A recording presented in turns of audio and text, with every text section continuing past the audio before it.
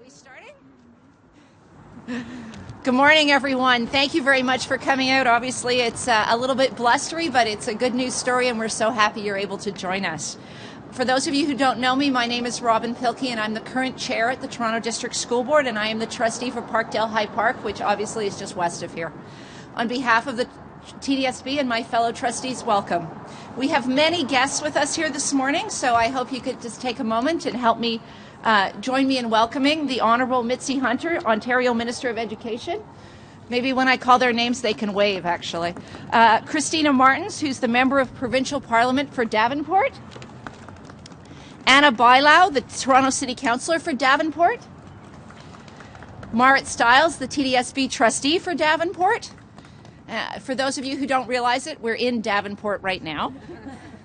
We have with us Karen Petrie, the Special Advisor to the Premier on Community Hubs. And Karen, wherever you are back there, wave. Okay, there's a hand in the back. We have TDSB Director of Education, John Malloy, who should be behind me. Yes. The Honourable David Crombie, Chair of the Toronto Lands Corporation. David, I don't know where you are, in the back also. We have with us Daryl Sage, the Chief Executive Officer of the Toronto Lands Corporation. Give him a chance to wave. Associate Director of Education, Carla Kisco. She did a little of this. Our Executive Superintendent, Sandy Spiropoulos. Superintendent of Education, Jane Phillips-Long, and Jane is the Superintendent of Schools for this area. Principal of Bloor Collegiate, Susanna Arnott, who's standing in the front, and Vice Principal Raiko Fuentes is somewhere in the back, I think. Over here. Oh, sorry, standing on the street. She didn't even make it onto the property. It's not good. Thank you all for coming. We are all here today for two reasons. The first is that the Toronto District School Board, through the Toronto Lands Corporation, has completed the competitive bidding process for the sale of this 7.3-acre piece of surplus land where we are all now standing. After a very competitive and fair procurement process, the Toronto Lands Corporation selected a purchaser, CD Capital Development Acquisition Limited, and agreed to a purchase price. CD Capital Developments is supported by a team of urban planners, architects, and designers that has created some visionary communities and mixed-use developments internationally, in Canada, and right here in Toronto. They also have a strong record of cooperative development with the City of Toronto. The second and the most important reason that we're here this morning is that we all share a common vision about community building. And the announcement today is not simply about the sale of surplus school space. Sorry. My hands are getting cold. I imagine some of you are too. It's about much more. It's about reinvesting in schools. It's about reinvesting in our community.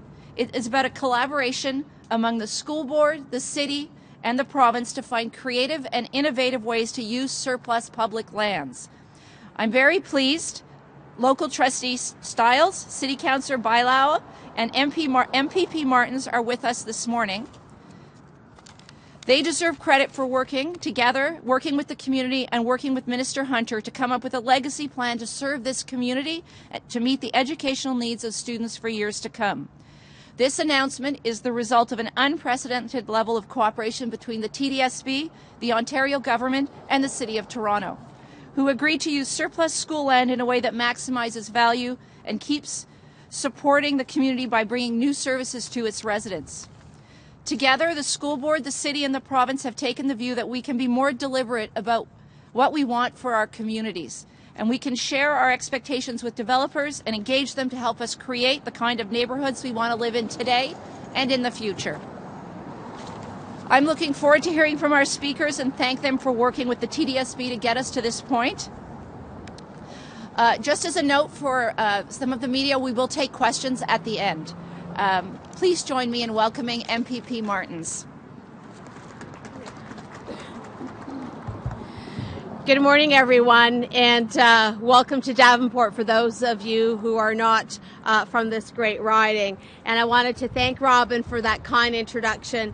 And it truly is great to be here this morning at Bloor and Dufferin for this wonderful announcement. An announcement that I'm sure will make this intersection one of the liveliest areas in Davenport and in our city. When in December of 2013, a portion of the site was declared surplus, we realized quickly that unless all levels of government worked together, our community would lose an important and strategic opportunity for growth in our neighborhood. The Bloor-Dufferin site quickly became an opportunity to ensure that our community is home to an innovative urban solution. And since being elected, actually since before I was elected, I've had the pleasure to work with the community on this project to ensure that it will bring lasting benefits to our community. So I want to thank all of you who worked so tirelessly with me to help make this project a success.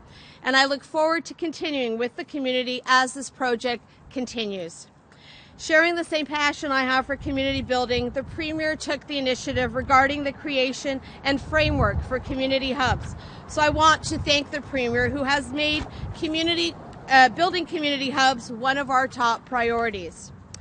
On that note, I'm pleased today to introduce Ontario's Minister of Education, Mitzie Hunter.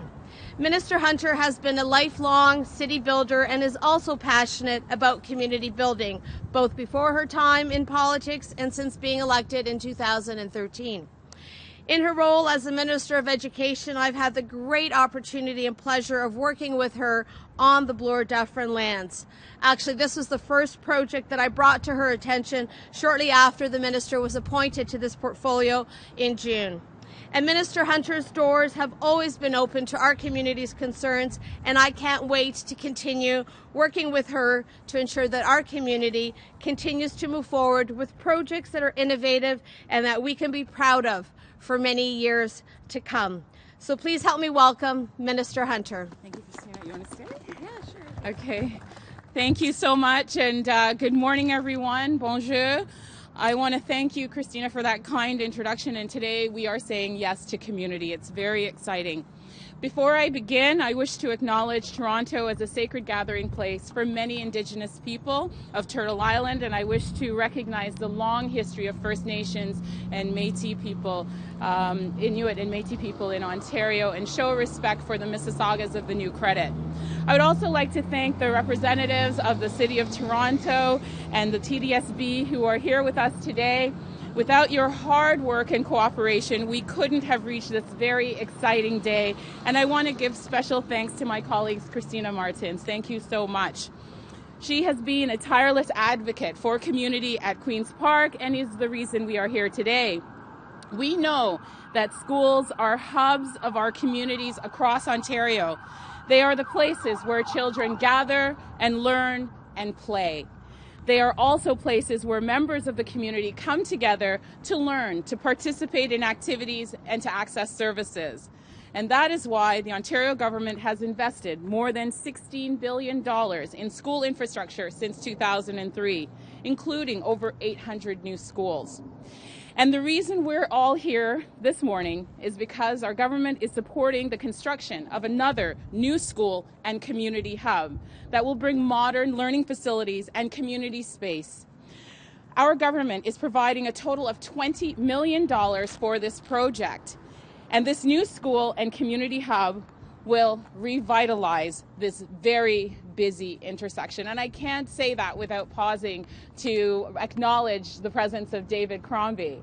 And I've worked with David for more than 2 decades in various capacities, and it's a thrill to have him here joining us this morning, along with the Premier's advisor for community hubs, Karen Petrie. I want to thank you and acknowledge the work that you're doing on community hubs across this province. As you can all see, this is already a hub, right? This is a hub. This is a place where the community lives and the community thrives. The subway station is right at the corner of Bloor and Dufferin, and there is a busy shopping center only steps away. And just like so many things, this exciting redevelopment was only made possible essentially because of collaboration. The province has worked in partnership with the TDSB and the City of Toronto to secure up to 30,000 square feet of community space, including a licensed childcare center as part of the proposed multi-use development. The province is also helping the TDSB to build a new state-of-the-art secondary school. And this new school will accommodate approximately 900 students currently at Bloor Collegiate on the site of the current Brockton School. Our government is committed to building better schools for better learning and making it easier to create community hubs across Ontario. Community hubs improve the everyday lives of Ontarians because they offer multiple services, often in highly integrated, community-focused ways and under one roof. I look forward to seeing how Bloor-Dufferin community will work together to decide which services will become part of this new community hub. Initial discussions on what this community would like to see in a hub took place at a public meeting in June. And since then, an independent facilitator has been hired by the City of Toronto and the Government of Ontario. The role of this facilitator will help the community identify interested local community-based organizations to help craft and develop a vision, governance, and the structure of the hub. Maximizing use of available school space as community resources is an important element in the creation of strong, vibrant, and sustainable communities. The Bloor-Dufferin redevelopment is another example of what we are doing to achieve a stronger Ontario by working together. And this community will benefit from it for many, many years to come. I want to thank everyone here today and thank you for your time. Merci, miigwech.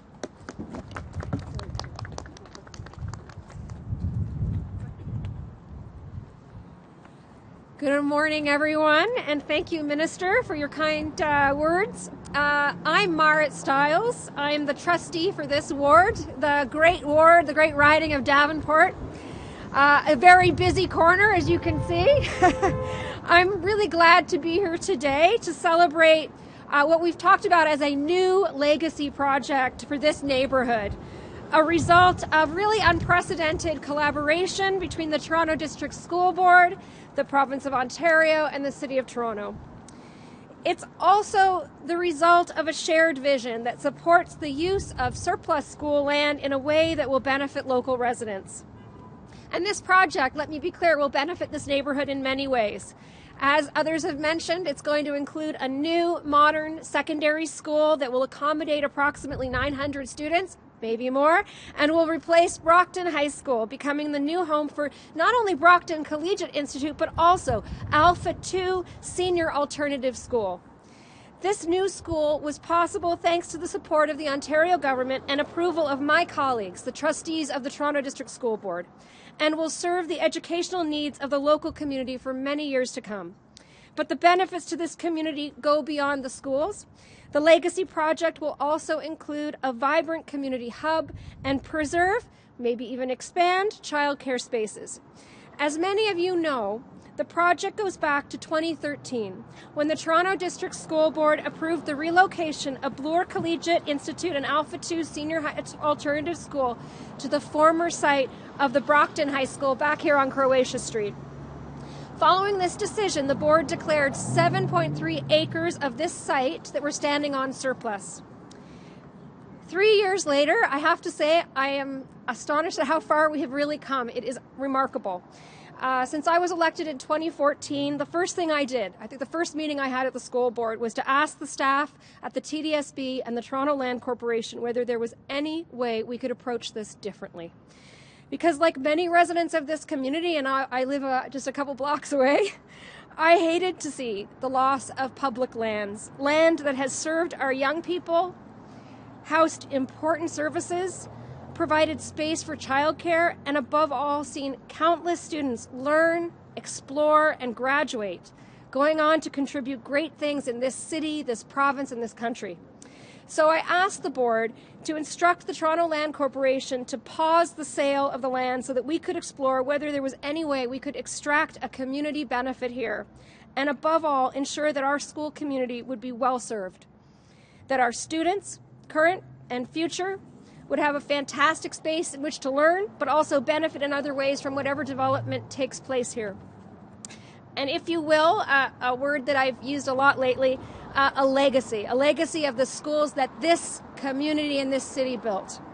So by bringing together the city, the school board, the province, with the great help of my colleagues here in Davenport at the provincial and city levels, and by bringing the community into the conversation in setting up the parameters for this discussion, we really did, I think, set a new and innovative path forward for future developments that take place like this.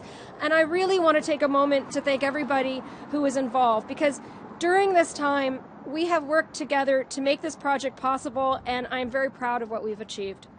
I want to thank our partners, the Ontario government, the City of Toronto, for your hard work, vision, and support.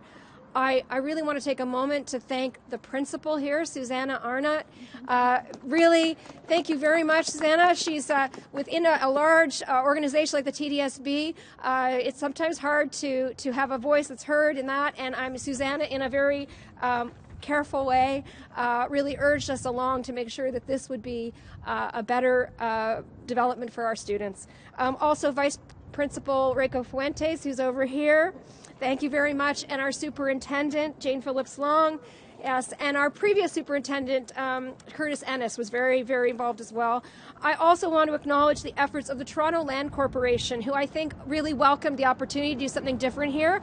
The Honourable David Crombie, and of course the CEO Daryl Sage and their team at the Toronto Land Corporation.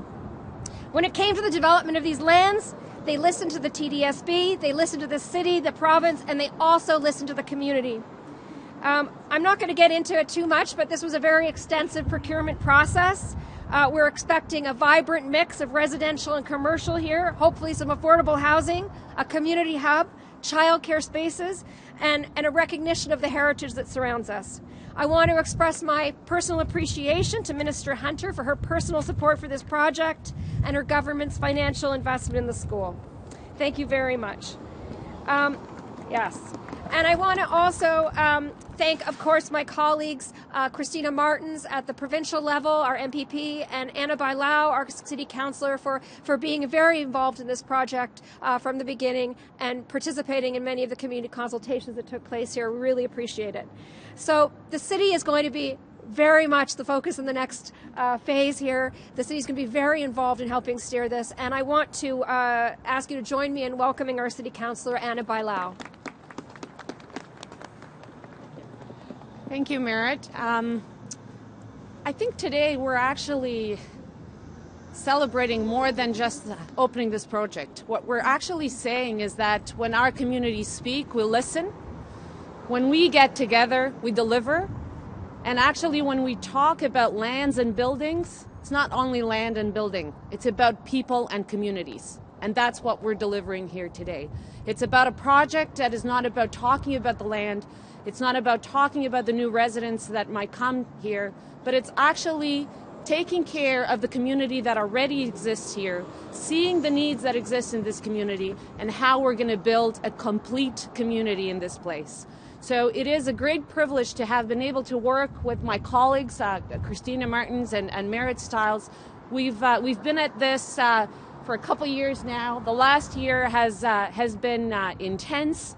But I think today we're here to celebrate what we're hoping to see, an exciting project, a legacy project for this community. This is an important site in the heart of Davenport.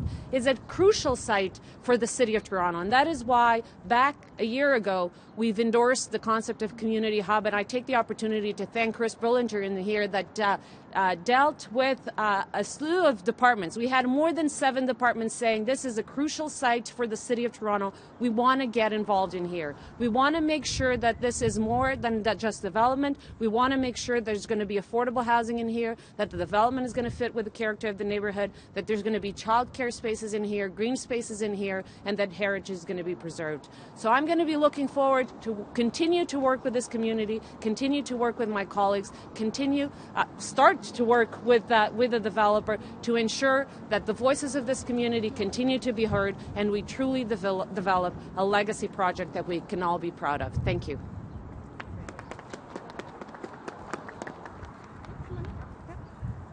So, folks, we're ready to hear now if you'd like to ask a few questions.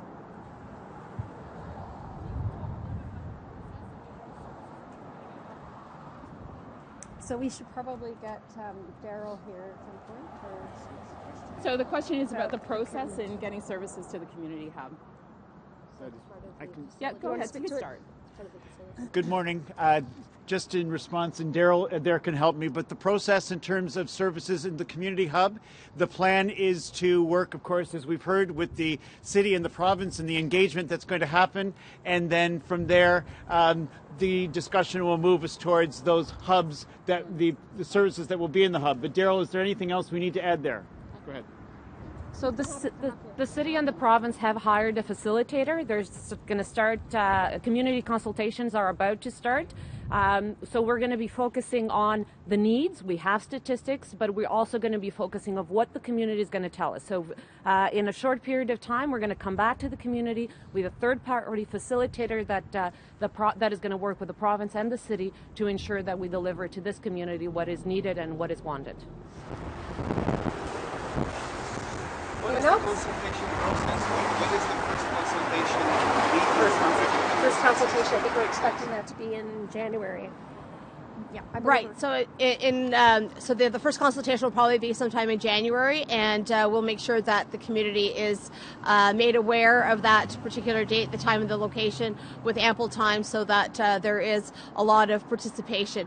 I anticipate that it will not be just one consultation, that there'll be various. And my office, and I think I can speak for Marit and for Anna as well, always open to receive suggestions on behalf of the community as well. How many condos? Anna? So this is, it's going to start a rezoning process application. So we're going to have to work with the developer and see the application that is going to be coming through.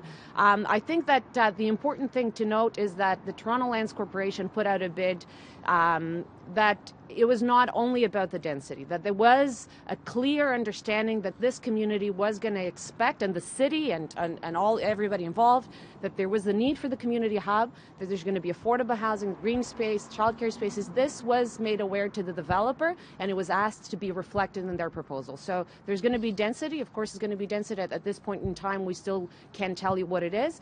There will be a rezoning and planning process that will come through this community and through City Hall. That will be very public, and people will have the opportunity to participate. So then what percentage of the area is going to be condos and going to be parklands? What's your minimum land? We're in a park deficiency neighborhood, so you will require the percentage that is required in any planning application. The city has demonstrated interest in actually even having maybe a little bit of a bigger park, so we are willing to come to the table and make that green space a little bit bigger. These are the conversations and negotiations that are going to start now with the developer. I just found out who the developer is. I haven't even met him, so all these conversations are about to start. Just a couple more questions. Then how are you going to apply back to making some schools being sold condos? So I will address that, because I think that what you're seeing here today is really coming together. So you have the province working together with the city, working together with the leadership at the Toronto District School Board, which identified this as a surplus site based on the needs and the projections in this community. We're investing the $20 million to ensure that there is a new high school that will be at this location. There will be space for a community hub, as well as the childcare that's required. And at the same time, this is about revitalizing a neighborhood and a community, and working together with the city that has identified that as a priority. So, you know, we're really making the best use of the space that's available, and the Toronto District School Board will have an opportunity to reinvest those proceeds in school renewal, and this is a good news story. It's about the collaboration and the working together to strengthen our community. Done.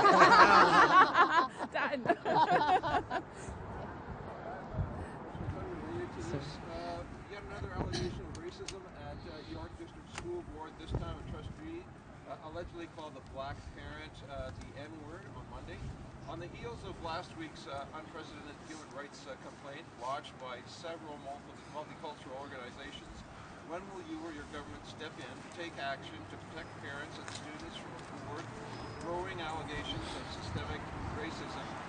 And is the behavior acceptable to you and this government?